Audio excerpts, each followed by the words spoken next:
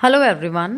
आज इस वीडियो में हम राजस्थान के अपवाह तंत्र के अंतर्गत दूसरे अपवाह तंत्र के बारे में पढ़ेंगे।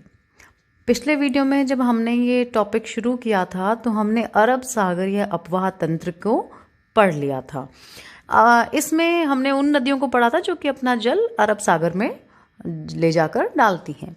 आज हम बंगाल की खाड़ी के अपवाह तंत्र को पढ़ेंगे, यानी कौन कौन सी नदियां हैं जो अपना जल जाके बंगाल की खाड़ी में प्रवाहित करती हैं।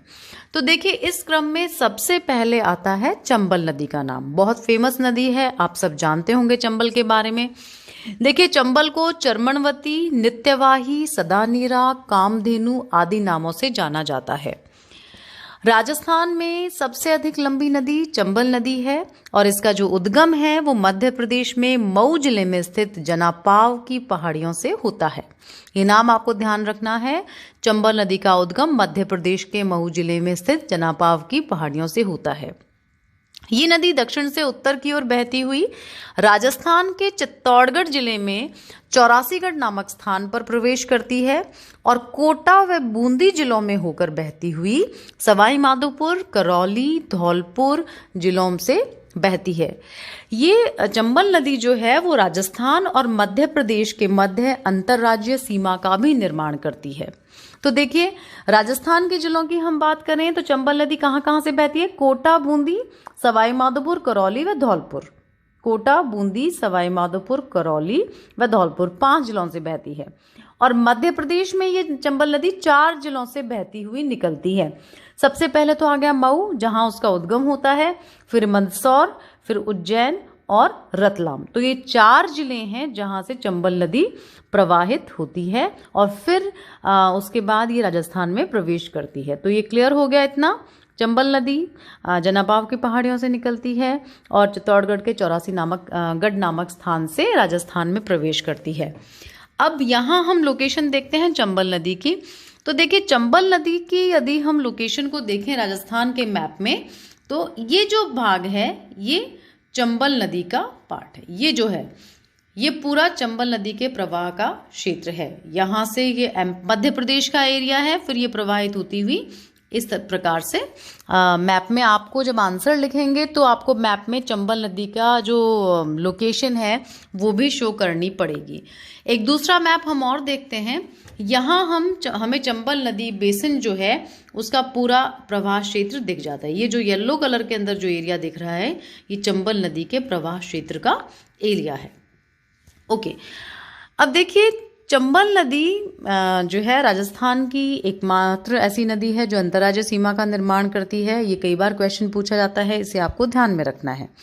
और चंबल अंत में उत्तर प्रदेश के इटावा जिले में मुरादगंज नामक स्थान पर यमुना नदी में जाकर मिल जाती है। तो चंबल नदी बेसिकली किसकी सहायक नदी हुई? यमुना नदी की। और यमुना नदी किसकी सहायक नदी है? गंगा की। अब हम बात करते हैं चंबल नदी की कुल लंबाई की। देखिए, चंबल नदी की कुल लंबाई लगभग 1051 किलोमीटर है। कुछ बुक्स में 965, 966 भी दे रखी है, लेकिन हम यहाँ जो लंबाई है एग्जैक्ट वो 1051 किलोमीटर है चंबल नदी की लंबाई। राजस्थान में ये 322 किलोमीटर बहती है और चंबल 250 किलोमीटर लंबी राजस्थान व मध्य प्रदेश के साथ अंतर्राज्यीय सीमा का निर्माण भी करती है। तो इसमें 3 चीजें आ गई। चंबल नदी की कुल लंबाई 1051 किलोमीटर, राजस्थान में चंबल नदी की कुल लंबाई 322 किलोमीटर। और अगर हम बात करें चंबल नदी कितनी दूरी तक अंतर्राज्यीय सीमा का निर्माण करती है राजस्थान और मध्य प्रदेश के मध्य, तो 250 किलोमीटर लंबी अंतर्राज्यीय सीमा का निर्माण करती है। अब देखिए, चंबल भारत की एकमात्र ऐसी नदी है जो दक्षिण दिशा से उत्तर की ओर बहती है। राजस्थान और मध्य प्रदेश के मध्य चंबल नदी पर चंबल घाटी परियोजना बनाई गई है और इस परियोजना में 4 बांध बनाए गए हैं। ये हैं गांधी सागर बांध जो मध्य प्रदेश में है, राणा प्रताप सागर बांध चित्तौड़गढ़ में है, जवाहर सागर बांध कोटा में, और कोटा सिंचाई बांध या कोटा बैराज हम जिसे कहते हैं वो कोटा में है। तो गांधी सागर बांध चंबल नदी पर निर्मित बांध कहाँ हुआ? मध्य प्रदेश में। उसके बाद चित्तौड़गढ़ में राणा प्रताप सागर बांध है। ये रावत भाटा जो एरिया है चित्तौड़गढ़ का वहां पर स्थापित है। और इस राणा प्रताप सागर बांध की जो एक अन्य जो विशेषता ये है कि इस बांध पर हमारा जो आणविक शक्ति केंद्र यानी न्यूक्लियर पावर प्लांट जो है वो स्थापित किया गया है। आपको चित्तौड़गढ़ में जगह ध्यान रखनी है। न्यूक्लियर पावर प्लांट आणविक शक्ति केंद्र राजस्थान का राणा प्रताप सागर बांध पर निर्मित है और ये चित्तौड़गढ़ के रावत भाटा में है। अगला जवाहर सागर बांध और कोटा बैराज जो है वो कोटा में है। अब हम बात करते हैं चंबल नदी की सहायक नदियों की। देखिए चंबल नदी की मुख्य सहायक नदियां जो हैं वो है पार्वती, कालीसिंध, बनास, बामनी, पुराई। अब चंबल नदी में जब बामनी नदी मिलती है, एक्चुअली बामनी नदी भैंसरोडगढ़ जो स्थान है चित्तौड़गढ़ का वहां पर आकर मिलती है चंबल नदी में, और चित्तौड़गढ़ में ये चूलिया जलप्रपात बनाती है चंबल नदी बामनी नदी से मिलने के बाद, जो कि राजस्थान का सबसे ऊंचा जलप्रपात है। इसकी जो लगभग ऊंचाई है वो 18 मीटर के आसपास है। चित्तौड़गढ़ में भैंसरोडगढ़ के पास चंबल नदी मिलती है और ये आपको ध्यान रखना है, इसको कई बार क्वेश्चन पूछा जाता है। और जो इसका अगर दूसरे संगम को हम देखें, कई नदियों के राजस्थान में कई ऐसी नदियां हैं जो विशेष रूप से विशेष स्थान रखते हैं, जिन्हें त्रिवेणी संगम हम कहते हैं। वो हम पहले भी डिस्कस कर चुके हैं। देखिए एक तो त्रिवेणी संगम स्थल जो है बेणेश्वर में है, सोममाही जाखम का हमने डिस्कस किया था डूंगरपुर में। उसके बाद एक बनास बेड़च मेनाल का त्रिवेणी संगम है, वो मांडलगढ़ के अंदर है भीलवाड़ा में। उसके बाद चंबल बनास सीप का संगम स्थल है रामेश्वर में है, ये सवाई माधोपुर में है। फिर बनास, खारी और डाई जो नदियां हैं उनका भी एक संगम स्थल है त्रिवेणी संगम, जो राजमहल में है और ये टोंक में है। अब दूसरा जो तथ्य जो है वो जो चंबल नदी से जुड़ा हुआ है वो है डांग क्षेत्र। देखिए चंबल नदी के बहाव क्षेत्र में गहरी गड्ढे युक्त भूमि है, क्योंकि चंबल का जो प्रवाह है वो जिस स्थान से बहती है वहां इसने काफी अपरदनात्मक कार्य किए हैं, और जो मैदानी भाग है वहां गहरी गहरी खाइयां बना दी हैं। तो इसे हम गहरे गड्ढे भी कह सकते हैं, गहरी खाइयां बना दी हैं। तो इससे क्या है, वो जो खाइयों युक्त जो भूमि है वहां पर वो कृषि के लिए उपयुक्त नहीं है, क्योंकि काफी जो उपजाऊ परत है मिट्टी की वो बह गई है, और इस भूमि में हमें एक जंगल के तौर पर, बीहड़ भूमि के तौर पर हमें ये देखने को मिलती है। तो इस चंबल नदी का ये जो बीहड़ वाला जो क्षेत्र है उसे हम डांग क्षेत्र कहते हैं, और जो डाकू थे, डिकॉइट्स थे पहले के टाइम में, वो इस डांग क्षेत्र में काफी रहते थे। यानी चंबल नदी का जो क्षेत्र है ये सर्वाधिक अवनालिका अपर्दन वाला क्षेत्र है, और ये जो खाइयों युक्त भूमि है इसे हम बैडलैंड टोपोग्राफी भी के नाम से भी जानते हैं, ये आपको ध्यान रखना है। दूसरा जो चंबल नदी से जुड़ा हुआ जो तथ्य है वो ये है कि भारत सरकार ने राष्ट्रीय चंबल अभयारण्य स्थापित किया है, जो इको सेंसिटिव जोन है। यानी इस चंबल राष्ट्रीय अभयारण्य को इको सेंसिटिव जोन घोषित किया गया है भारत सरकार द्वारा, और इस अभयारण्य में गंगा डॉल्फिन और जो लुप्त प्राय घड़ियाल हैं वो मिलते हैं। ये काफी बार क्वेश्चन पूछा जाता है, गंगा डॉल्फिन कहाँ, कौन से अभयारण्य में मिलती है? तो राष्ट्रीय चंबल अभयारण्य में मिलती है।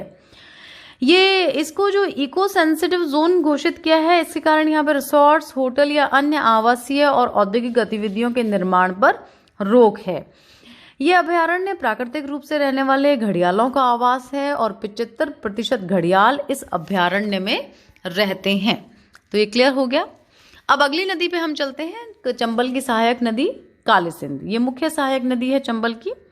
देखिए कालीसिंध मध्य प्रदेश के बागली गांव से निकलती है और देवास, शाजापुर, राजगढ़ से होती हुई झालावाड़ के रायपुर में राजस्थान में प्रवेश करती है, और कालीसिंध झालावाड़ कोटा में बहती हुई कोटा के नोनेरा में चंबल नदी में मिल जाती है। कालीसिंध की अगर सहायक नदियों की हम बात करें तो मुख्य सहायक नदियां आहू, परवन, निवास, उजाड़ आदि हैं। इस नदी पर हरीशचंद्र सागर बांध भी बनाया गया है जो कोटा में है। नेक्स्ट जो नदी है वो है आहू। देखिए आहू मध्य प्रदेश के मेहंदी गांव से निकलती है, झालावाड़ के नंदपुर में राजस्थान में प्रवेश करती है, झालावाड़ कोटा की सीमा पर बहती हुई ये झालावाड़ के गागरोन में काली सिंध से मिल जाती है। झालावाड़ के गागरोन में काली सिंध आहू का संगम होता है और इस संगम पर गागरोन का प्रसिद्ध जलदुर्ग गागरोन दुर्ग स्थापित है। तो ये क्लियर हो गया। आहू नदी भी मध्य प्रदेश से निकलती है और ये झालावाड़ के अंदर राजस्थान में प्रवेश करती है और झालावाड़ कोटा की सीमा बनाती है ये, और साथ ही झालावाड़ के गागरोन नामक स्थान पर ये काली सिंध से मिल जाती है और इसी इनके जो संगम स्थल है वहां पर गागरोन का प्रसिद्ध जलदुर्ग, जिसे हम गागरोन दुर्ग कहते हैं, वो बना हुआ है। नेक्स्ट अगली नदी है परवन। देखिए, परवन को अजनार और घोड़ा पछाड़, ये दो जो नदियां हैं उनके मिलने के बाद इन नदियों का नाम परवन कहलाता है। यानी हम कह सकते हैं कि परवन अजनार व घोड़ा पछाड़ की संयुक्त धारा है। यह मध्य प्रदेश के विंध्याचल से निकलती है, झालावाड़ में मनोहर थाना में राजस्थान में प्रवेश करती है, झालावाड़ व बारां में बहती हुई बारां में पलायता गांव में ये काली सिंध से मिल जाती है। उसके बाद जो नदी का नाम आता है वो है बनास। बनास हमारे यहाँ की फेमस नदी है। इसे वन की आशा, वर्णाशा, विशिष्टि भी कहते हैं। बनास की कुल लंबाई की यदि हम बात करें तो वो 480 किलोमीटर है और बनास राजसमंद, चित्तौड़गढ़, भीलवाड़ा, अजमेर, टोंक और सवाई माधोपुर में होकर बहती है। बेड़च और मेनाल नदियां हैं वो बनास की सहायक नदियां हैं और ये दाईं तरफ से आकर मिलती हैं। राजस्थान में पूर्णतः प्रवाह की दृष्टि से बनास सर्वाधिक लंबी नदी है। बनास के उद्गम की यदि हम बात करें तो उसका उद्गम राजसमंद से होता है और ये अपने उद्गम से राजसमंद से चित्तौड़गढ़, भीलवाड़ा, अजमेर, टोंक जिलों से बहती हुई अंत में सवाई माधोपुर जिले में रामेश्वरम नामक स्थान पर चंबल नदी में विलीन हो जाती है। तो रामेश्वरम त्रिवेणी संगम है। चंबल, बनास और जो नदियां हैं ये रामेश्वरम में आकर मिलती हैं। बनास की कुल लंबाई की यदि हम बात करें तो 480 किलोमीटर लंबी है, जो कि पूर्णतः राजस्थान में है। पूर्णतः राजस्थान में बहने वाली ये सबसे लंबी नदी है। अगर आपसे कहें कि पूर्णतः राजस्थान में बहने वाली सबसे लंबी कौन सी नदी है तो वो बनास नदी है। और वैसे राजस्थान की सबसे लंबी नदी की यदि हम बात करें तो वो चंबल नदी है। बनास नदी पर दो बांध बनाए गए हैं। एक तो बीसलपुर बांध जो टोडा रायसिंह कस्बे में है और टोडा रायसिंह कस्बा कहाँ है, टोंक में, और दूसरा है सवाई माधोपुर में ईसरदा बांध। तो ये क्लियर हो गया। टोंक जिले के टोडा रायसिंह में बीसलपुर बांध बनाया गया है बनास नदी पर और सवाई माधोपुर में ईसरदा बांध जो है वो बनास नदी पर बनाया गया है। बनास नदी से जयपुर जिले को पेयजल की आपूर्ति की जाती है। अब दूसरा एक इम्पॉर्टेंट जो पार्ट है वो ये है, भीलवाड़ा जिले में बिगोद नामक स्थान पर बनास नदी में बेड़च व मेनाल नदियां आकर मिलती हैं। और बनास का जो आकार की हम बात करें तो वो उसका आकार सर्पिलाकार है, एक मेंडरिंग रूप में लेकर मेंडर्स के फॉर्म में राजस्थान में ये बनास नदी बहती है। बनास नदी की सहायक नदियां बेड़च मेनाल के अलावा खारी, कोठारी व मोरेल हैं। अब हम बात करते हैं बेड़च नदी को। देखिए, बेड़च नदी को हम आहड़ नदी भी कहते हैं। इसका उद्गम जो है उदयपुर में गोगुंदा की पहाड़ियों से होता है और इसकी कुल लंबाई की यदि हम बात करें तो लगभग 190 किलोमीटर है। आहड़ सभ्यता का विकास और बनास संस्कृति जो है यहाँ की विशेषता है। आहड़ सभ्यता इस बेड़च नदी के तट पर ही विकसित हुई थी।